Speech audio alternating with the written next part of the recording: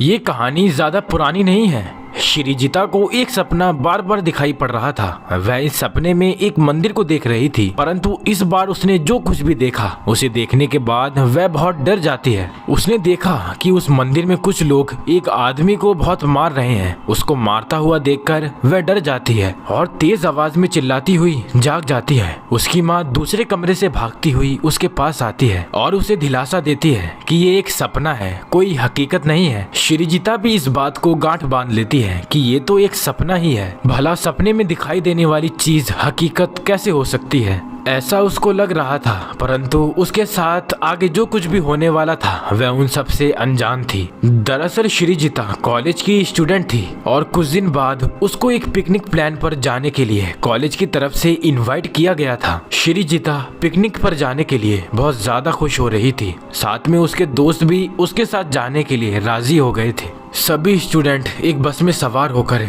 Picnic पर जा रहे थे। कुछ दूर जाने के बाद श्रीजिता को वही मंदिर बीच रास्ते में दिखाई देने लगता है। ये वही मंदिर होता है जो वह रोज अपने सपने में देखती है, परंतु ये मंदिर अब वीरान हो चुका है और वहाँ पर पेड़ों से गिरने वाले सूखे पत्तों का जमावड़ा लगा हुआ है। उस मंदिर को देखते ही श्रीजिता चौंक जाती है और घबराने लगती है। उसके इस तरह के व्यवहार को देखकर उसके साथ के साथी भी डर जाते हैं और श्रीजिता से उसके इस तरह के व्यवहार के बारे में पता करने की कोशिश करते हैं। पहले तो श्रीजिता सबके सामने ये बात बताने के लिए संकोच करती है और इसी तरह से संकोच करने की वजह से वह किसी को कुछ नहीं बताती है। पिकनिक से लौटने के बाद श्रीजिता बहुत चिंता करने लगती है। वह बार बार उसी मंदिर के बारे में सोचती है और वही मंदिर उसके ख्यालों में आता रहता है। इस तरह से श्रीजिता बड़ा परेशान रहती है। उसी रात वही सपना उसे दोबारा दिखाई देता है। इस बार उसे एक आवाज सुनाई देती है जिसमें कोई उसका निशा नाम बुलाते हुए दिखाई देता है। कहने का मतलब ये है कि उस सपने में कोई उसे निशा नाम से बुला रहा है।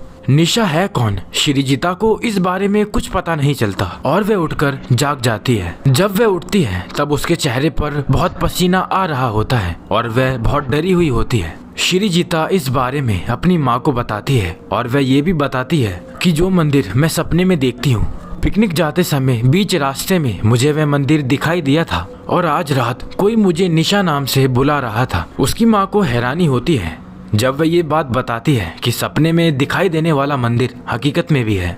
श्रीजिता को अब कुछ भी अच्छा नहीं लगता था। वह दिन रात उस मंदिर के बारे में सोचा करती है। एक दिन वह कॉलेज आई और सभी दोस्त उससे उस दिन की घटना के बारे में पूछने लगते हैं कि आखिरकार उस मंदिर को देखकर तुम इतना घबरा क्यों रही थी। वह सारी घटना और अपने सपने के बारे में अपने दोस्तों को बता देती है और साथ में वह ये भी बताती है कि उस मंदिर में कोई उसे निशा नाम से बुला रहा था। उसके दोस्तों में से एक मोहित नाम का लड़का था जो एक ऐसे व्यक्ति को जानता था जो कि हिप्नोटाइज करके किसी दूसरे व्यक्ति के पिछले जन्म के बारे में जानकारी हासिल कर सकता था।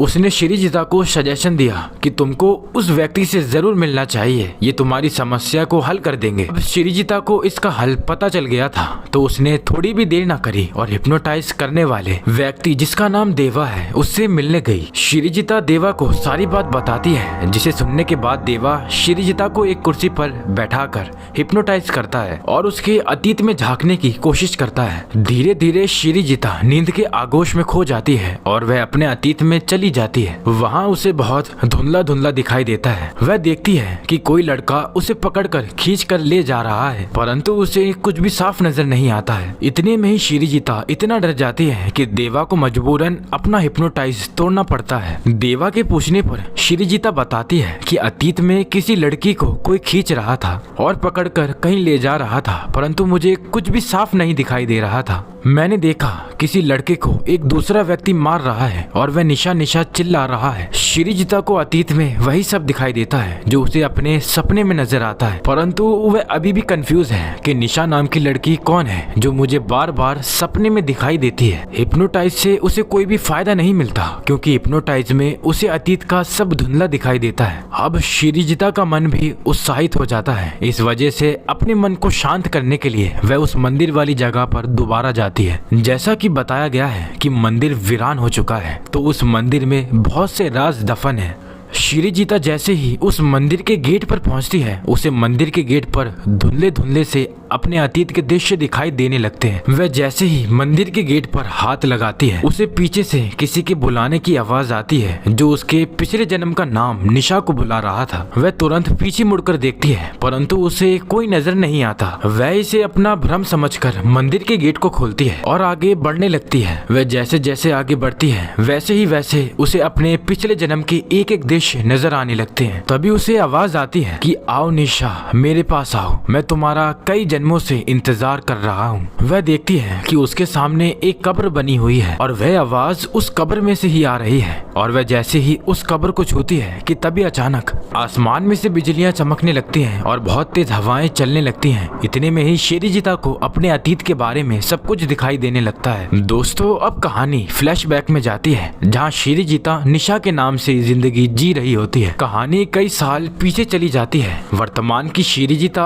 अब निशा के नाम से जिंदगी जी रही है और ये एक कॉलेज में पढ़ रही है। उसी कॉलेज में एक आकाश नाम का लड़का भी पढ़ रहा है। दोनों एक ही क्लास में पढ़ते हैं। इस बीच उन दोनों को एक दूसरे से प्यार हो जाता है और दोनों चोरी छुपे अपने परिवार वालों के पीठ पीछे मिलते हैं। निशा बहुत सुंदर होती है, जिसकी वजह से आकाश का छोटा भाई, जिसका नाम विकास है, वह भी उसे पसंद करने लगता है। वह ये सोचता है कि काश निशा मुझे मिल जाए। वह निशा को हर तरह से प्रपोज करने के लिए तरह तरह के तरीके अपनाता है, परंतु निशा आकाश के अलावा किसी और को पसंद नहीं करती है। विकास अपने भाई से चिढ़ने लगता है और इसी जलन की वजह से वह एक तांत्रिक के पास जाता है और उससे तंत्र मंत्र की विद्या सीखकर अपने भाई के ऊपर काला जादू करना शुरू कर देता है। काला जादू शुरू होते ही आकाश के ऊपर भूतों का साया मंडराने लगता है और उसके अंदर आत्माओं का वास होने लगता है। आकाश के ऊपर जादू का असर इतना ज्यादा हो जाता है कि वह पागलों की तरह हरकतें करने लगता है, यहाँ तक कि वह अपनी निशा को भी भूलने लगता है।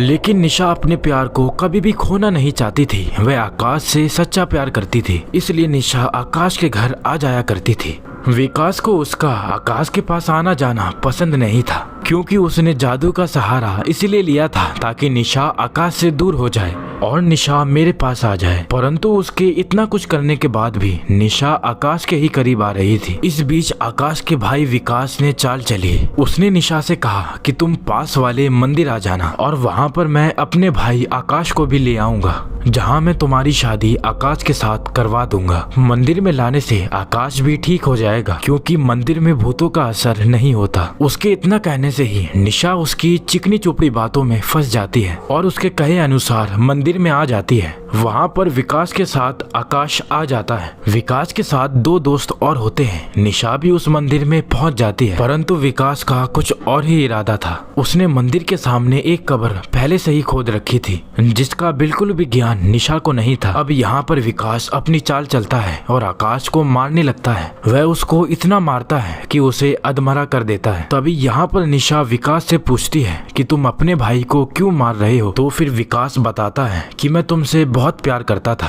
परंतु तुम मुझे ज्यादा भाव नहीं देती थी, इसलिए मैंने अपने भाई के ऊपर काला जादू कर दिया ताकि वह तुमसे छुटकारा पा जाए, और अब मैं इसे मारकर तुमसे शादी कर लूंगा। इतना कहकर वह आकाश को उसी कब्र में जिंदा दफन कर देता है। इधर निशा को उसके दोनों दोस्तों ने पकड़ रखा था, जिसकी वजह से निशा कुछ नहीं कर पाती। इतना सब कुछ होता हुआ देखकर निशा भी अपने आप को खत्म कर लेती है। अब कहानी वर्तमान में आ जाती है, जहाँ शिरीजिता उस कब्र के पास खड़ी है। इस तरह से शिरीजिता को पता चल जाता है कि मैं पिछले जन्म में निशा थी और इस कब्र में मेरा प्यार दफन है और वह इंसाफ की मांग कर रहा है। ये सब देखकर शिरीजिता की आंखों में आंसू आ जाते हैं। देखते ही देखते शिरीजिता के अंदर आकाश की आत्मा समाहित हो जाती है, जिसकी वजह से शिरीजिता बहुत विचलित हो जाती है। वह रात में अपने आप से बातें करने लग जाती है। तभी उसकी माँ उसके पास आती है और उससे कहती है कि यहाँ पर तो कोई भी नहीं है, फिर तुम किससे बातें कर रही हो? माँ की बातों को सुनकर शिरीजिता बात करना बंद कर देती है और वह बोलती है कि मैं किसी से बात नहीं कर रही थी, जरूर आपको कोई वहम हुआ होगा। दोस्तों, जब से शिरीजिता उस मंदिर से लौट कर आई है, तब से शिरीजिता अकेले में किसी से बातें करती है। यहाँ तक कि शिरीजिता स्कूल में बैठकर भी कभी कभी अपने आप से बातें करने लग जाती थी, जिसे देखकर उसके दोस्त बहुत हैरान हो जाया करते थे। अब शिरीजिता के साथ आकाश की आत्मा भी उसके पीछे लग चुकी थी और वह हर दम और हर वक्त शिरीजिता के साथ ही रहती थी, जिससे उसकी हर प्रकार से सहायता करती थी। ऐसा करते करते काफी दिन बीत जाते हैं। शिरीजिता के अंदर अब काफी काफी बदलाव आने लगे थे। जैसे कि वह स्कूल के बजाय वह हमेशा उस मंदिर में जाया करती थी और घर में अपनी माँ से ये कह देती थी कि मैं रोज स्कूल जाती हूँ, लेकिन वह कभी भी स्कूल नहीं जाती थी तथा वह उसके अलावा गुमसुम सी रहती थी और किसी से भी बात नहीं किया करती थी। ये सब हरकतें उसकी माँ ने भी नोटिस की थी, परंतु वह उससे कुछ पूछती नहीं थी। एक दिन कुछ दोस्त श्रीजिता के घर आते हैं ये पता लगाने कि आखिरकार श्रीजिता को क्या हुआ है जिसकी वजह से वह स्कूल नहीं आ रही है। जब ये बात उसकी माँ को पता चलती है तो वह बहुत चिंतित हो जाती है और सोचने लगती है कि श्रीजिता मुझसे तो रोज स्कूल जाने के लिए कहकर जाती है, लेकिन वह स्कूल में न जाकर कहाँ पर जाती है। एक रात श्रीजिता सपने में कुछ बड़बड़ाती है। वह कहती है कि तुम मेरा पहला प्यार थे, तो मुझे छोड़कर तुम चले गए। उसकी सभी बातों को उसकी माँ सुन लेती है और दूसरे दिन उससे पूछती है कि तुम सपने में क्या बड़बड़ा रही थी, आखिर कौन तुम्हारा पहला प्यार है। तो इस बार उसने अपनी माँ को बता दिया कि मैं उस मंदिर में गई थी और वहाँ पर मेरे साथ ये सब कुछ हुआ। उसकी माँ ने थोड़ी भी देर न करी और बाबा के पास श्रीजिता को दिखाने ले जाती है। जैसे ही श्रीजिता बाबा के पास जाती है तभी बाबा समझ जाता है कि यहाँ पर कुछ तो गड़बड़ है और वह श्रीजिता के सर पर हाथ रखते हुए कहता है कि तुम इस दुनिया से नहीं आए हो, तुम्हें इसका शरीर छोड़कर जाना होगा। इतने में वह आत्मा कहती है कि यहाँ पर मेरे साथ बहुत गलत हुआ, मैं अपना बदला पूरा किए बिना यहाँ से नहीं जाऊँगा। मेरे भाई ने मुझे धोखा दिया था जिसकी वजह से मैं आज आत्मा बनकर जिंदा रह रहा हूँ। श्रीजिता के साथ आकाश की आत्मा रहती है। अब श्रीजिता को समझ में आ गया था कि आकाश अपने भाई विकास से बदला लेना चाहता है, जिसकी वजह से वह मेरे साथ रहता है। इसलिए श्रीजिता आकाश का साथ देने के लिए तैयार हो जाती है। आज की श्रीजिता अपने पिछले जन्म के लवर के घर जाती है।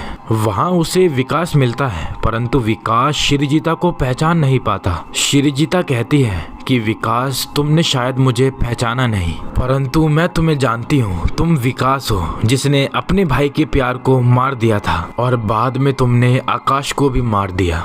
विकास के पैरों तले जमीन खिसक जाती है जब उसे ये पता चलता है कि आकाश का प्यार दोबारा वापस आ गया है और अब वह मुझसे बदला लेना चाहता है। तो विकास दोबारा श्रीजिता को मारने के लिए आगे बढ़ता है कि इतने में आकाश की आत्मा श्रीजिता के शरीर में आ जाती है और विकास से कहती है कि तूने मेरे प्यार को मारा था, आज मैं तुझे नहीं छोड़ूंगा। जैसे ही आकाश की आत्मा श्रीजिता के शरीर में घुसती है तो विकास के पसीने छूट जाते हैं और डर की वजह से पूरा कांपने लगता है और अपने भाई आकाश से माफी मांगने लगता है, लेकिन आकाश उसकी एक भी बात को सुनना नहीं चाहता था।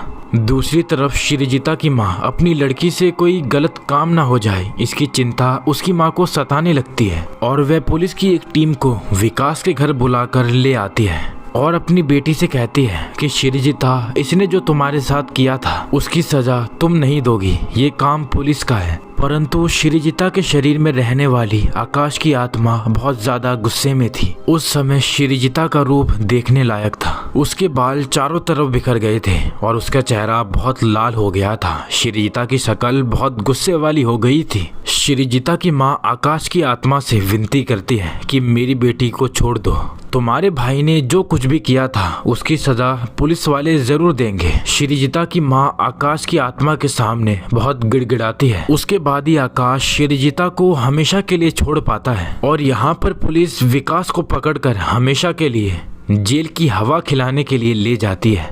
कहानी का अंत यहीं पर हो जाता है। इस तरह से आकाश की आत्मा को इंसाफ भी मिल जाता है।